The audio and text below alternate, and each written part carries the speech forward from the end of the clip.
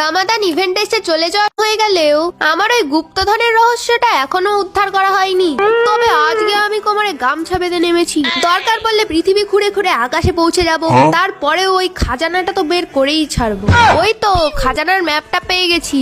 এখন কাজ হচ্ছে গাড়িরা যেখানে যেখানে ঘুরতে বলবে সেখানে সেখানে কামলাগিরি করা। কিন্তু গাড়িনা আমার বিবশতার এত বড় ফায়দা তুলবে আমি জীবনেও ভাবতে পারিনি। আমাকে দিয়ে এত মাটি খুঁড়িয়েছে গাইস।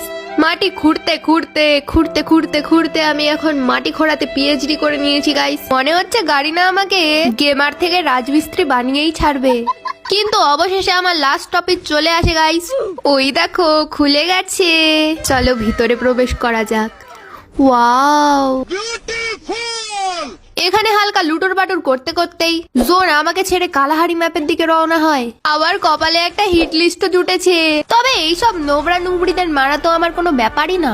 আরে আমি হলাম সিয়া দিদি, আমার একটা গুলিতে 10টা করে এনিমি মরে যায়।